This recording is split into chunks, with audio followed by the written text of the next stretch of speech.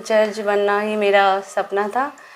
बाकी इंशाल्लाह अगर अच्छे से बाकी ईमानदारी के साथ मैं अपनी नौकरी करूँगी और इंशाल्लाह हाई कोर्ट तक जाने का सफ़र है।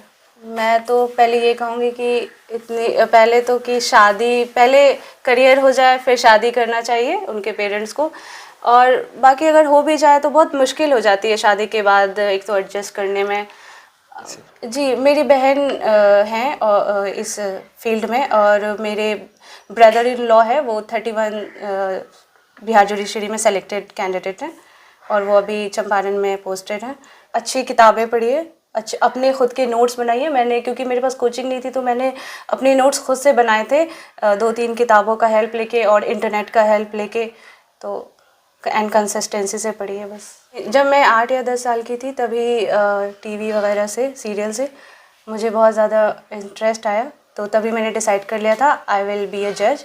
और जज के लिए मैंने लॉ कंप्लीट किया अलीगढ़ से और अल्हम्दुलिल्लाह नाउ आई एम अ जज।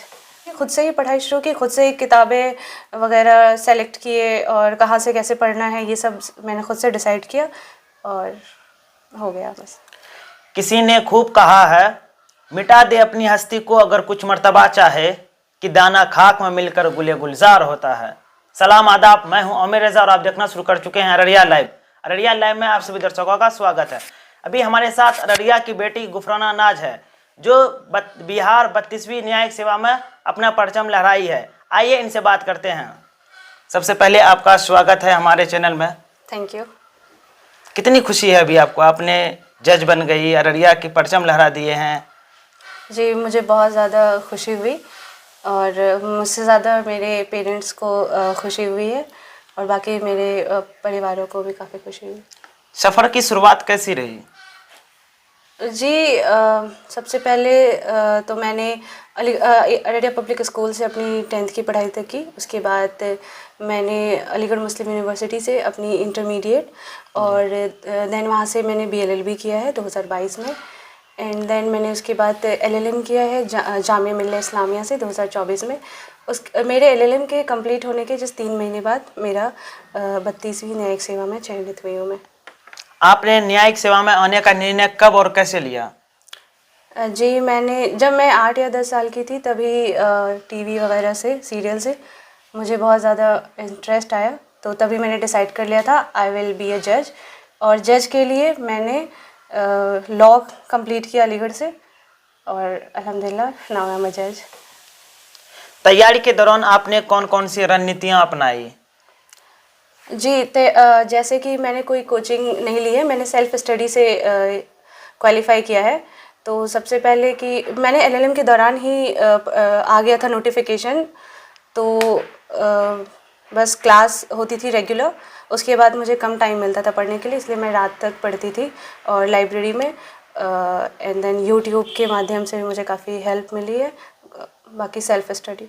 यानी आप सेल्फ स्टडी के जरिए इतना बड़ा एग्जाम को क्वालिफाई की है? जी जी। बाकी लोग क्लास वगैरह लेते हैं ऑनलाइन, जैसे जाके भी क्लास लेते हैं, वैसे आप नहीं किया? जी क्योंकि मैं LLM में ऑलरेडी LLM चल रहा था मेरा, तो मुझे टाइम नहीं मिलता था कि मैं कोचिंग लूँ। उसी के दौरान मैंने खुद से ही पढ़ाई शुरू की, खुद से ही किताबें वगैरह सेलेक्ट किए और कहाँ से कैसे पढ़ना है ये सब मैंने खुद से डिसाइड किया और हो गया बस। तैयारी के दौरान सबसे बड़ी चुनौतियाँ क्या थी और आपने उन्हें कैसे पार किया? जी तैयारी के दौरान मुझे काफ़ी चुनौतियाँ मिली, क्योंकि जैसे कि मैं ऑलरेडी मास्टर्स कर रही थी, तो क्लास करना देन फिर अपनी सेल्फ स्टडी करना और बाकी असाइनमेंट्स वगैरह होते थे, बीच में एग्ज़ाम पड़ता था, कभी कभी मेरा एग्ज़ाम क्लैश भी हो जाता था। मेन से मेरा क्लैश हुआ था, वहाँ भी बाकी बहुत दिक्कत हुई है, लेकिन at the end it's all worth. आपके इस सफलता के पीछे सबसे बड़ा योगदान किसका रहा? जी मेरे सफलता के पीछे सबसे बड़ा योगदान मेरे पेरेंट्स का रहा है और मेरी फैमिली का भी रहा है। बाकी and all thanks to almighty Allah. न्यायिक सेवा में आने के बाद आपकी प्राथमिकता क्या होगी?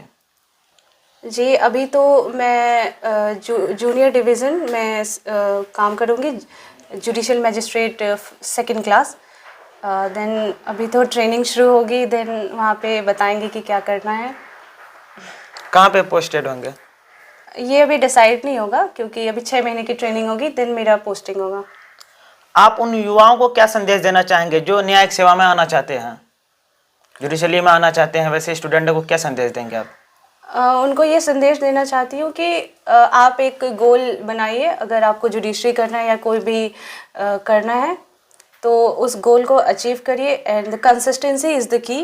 रोज़ पढ़िए और अच्छी किताबें पढ़िए, अच्छे अपने खुद के नोट्स बनाइए। मैंने, क्योंकि मेरे पास कोचिंग नहीं थी, तो मैंने अपने नोट्स खुद से बनाए थे, 2-3 किताबों का हेल्प लेके और इंटरनेट का हेल्प लेके। तो एंड कंसिस्टेंसी से पढ़िए बस। आपका सफर का वह खास पल कौन सा था जब आपको लगा कि आपकी मेहनत रंग ला रही है? जी, जब मेरा प्रीलिम्स देकर आई थी तो आंसर की मिलाया था, तभी लगा था कि हाँ हो जाएगा। और मेंस के दौरान एक्चुअली एग्ज़ाम भी आ गए थे कॉलेज के, तो तभी थोड़ी मुश्किल हुई। मेंस में थोड़ा सा मुझे लगा था शायद नहीं हो, बट उसके बाद लेकिन फिर मेंस का रिज़ल्ट मेरा हो गया था, तो लगा कि अब इंटरव्यू में मैं बहुत अच्छे से करूँगी तो इंशाल्लाह आई विल क्वालिफाई। जब इंटरव्यू दे के आई तो इंटरव्यू काफ़ी अच्छा रहा, तो मुझे लगा कि होपफुली हो जाएगा। कोई ऐसा सवाल याद है जब आपका इंटरव्यू हो रहा था वहाँ पे? जी, उन्होंने सबसे पहले 5 मेंबर थे। सबसे पहले उन्होंने पूछा कि आपने एलएलएम किया है, जो मैंने बताया। फिर उन्होंने मुझे अपने डिसर्टेशन से पूछा था। मेरा डिसर्टेशन ट्रांसजेंडर राइट पर्सन के बारे में था एंड उससे 3-4 सवाल पूछे। फिर उन्होंने मुझे फेवरेट सब्जेक्ट पूछा था, जिसमें मेरा हिंदू लॉ था। उसमें से मुझे पूछा ground for divorce and then he asked me about UCC, जो है uniform civil code, and then he asked me about Indian evidence act and I have given almost all the answers. आपने अपनी BA LLB और LLM की पढ़ाई के दौरान क्या विशेष अनुभव प्राप्त किया जो आपकी सफलता में मददगार साबित हुए? जी, बीएलएलबी तो मेरा आधा तो कोविड में गुजर गया था, तभी मैंने प्रिपरेशन स्टार्ट कर दी थी when I was in 7th semester. तो बस अभी खुद से पढ़ती थी टेक्स्ट बुक, उसके बाद यूट्यूब से पढ़ती थी। उसके बाद मैंने सोचा कि अब, क्योंकि तभी कोई नोटिफिकेशन नहीं आया था, तो मैंने एलएलएम का एंट्रेंस दिया था। एमयू में भी दिया था क्योंकि एमयू से मेरा बीएलएलबी हुआ है, और फिर मैंने जामिया का भी दिया और जामिया का रिज़ल्ट पहले आ गया था, तो मैंने जामिया में एडमिशन ले लिया था। And also I want to explore, that's why I have take admission in Jamia. तो जामिया में जो एलएलएम किया उससे मेरा फैमिली लॉ में था और मुझे काफ़ी हेल्प रही है, क्योंकि जो जुडिशरी का एक पेपर था वो फैमिली लॉ से था, तो वो मेरा पेपर बहुत अच्छा गया था। काफ़ी हेल्प रही है जामिया एलएलएम से मुझे। इस फील्ड में जाने का रुचि कब आया और आपके परिवार में भी कोई सदस्य जुड़े हुए क्या है इससे? जी, मेरी बहन हैं इस फील्ड में, और मेरे ब्रदर इन लॉ है, वो 31 बिहार जुडिशरी में सेलेक्टेड कैंडिडेट हैं और वो अभी चंपारण में पोस्टेड हैं। बस रुचि आ गई थी, बचपन से ही आ गई थी, फिर उनको देख के लगा कि yes I also can do it. उसी से प्रेरणा आई है? प्रेरणा तो मुझे बचपन में आ गई थी यार, व्हेन आई वाज 8 और 10 इयर्स ओल्ड। आपने एक बेटी होकर इस क्षेत्र में सफलता प्राप्त की है और अब आप इस क्षेत्र में किस प्रकार के बदलाव लाना चाहते हैं, खासकर महिलाओं के लिए क्या संदेश? महिलाओं के लिए मेरा संदेश है कि आप पहले तो उनके पेरेंट्स के लिए संदेश है, आप उनको कम मत समझिए और उनको इक्वल अपॉर्चुनिटी दीजिए जैसे आप बेटों को देते हैं। क्योंकि अगर आप रिज़ल्ट उठा के देखिएगा तो पहले 10 कैंडिडेट में टॉप लिस्ट में 9 लड़कियां हैं एंड ओवरऑल 153 में 88 फीमेल कैंडिडेट हैं। तो देख रहे हैं कि कितना ज़्यादा वुमेन का है। अगर उनको इक्वल अपॉर्चुनिटी दी जाएगी तो वो भी अपना नाम रोशन करेंगी। मैं तो पहले ये कहूँगी कि पहले तो कि शादी, पहले करियर हो जाए फिर शादी करना चाहिए उनके पेरेंट्स को, और बाकी अगर हो भी जाए तो बहुत मुश्किल हो जाती है शादी के बाद एक तो एडजस्ट करने में। महिला सशक्तिकरण में न्यायपालिका की क्या भूमिका है? जी, महिला सशक्तिकरण में न्यायपालिका की काफ़ी भूमिका रही है, क्योंकि बहुत सारे जजमेंट्स आए हैं जो वुमेन के फेवर में है। अगर आप देखिएगा हिंदू लॉ में वुमेन को पहले इक्वल प्रॉपर्टी राइट्स नहीं मिलते थे, but in Vinita Sharma versus Rakesh Sharma case में सुप्रीम कोर्ट ने उनको इक्वल राइट्स दी है और उनके लिए बहुत वुमेन एम्पावरमेंट के लिए बहुत सारे ऐसे लॉज ला रहे हैं। तो और अभी next female chief justice of India बनेंगी बीवी नागरत्ना, वो भी एक महिला ही हैं। फ्यूचर प्लान क्या है आपका? अभी तो जज बनना ही मेरा सपना था बाकी इंशाल्लाह अगर अच्छे से बाकी ईमानदारी के साथ मैं अपनी नौकरी करूँगी और इंशाल्लाह हाई कोर्ट तक जाने का सफ़र है। मैं इंशाल्लाह I will go to high court. चलिए, आपका बहुत बहुत शुक्रिया टाइम देने के लिए। Thank हम you. उम्मीद करते हैं कि आप समाज में बदलाव लाएंगे। इंशाल्लाह। शुक्रिया आपका। Thank you.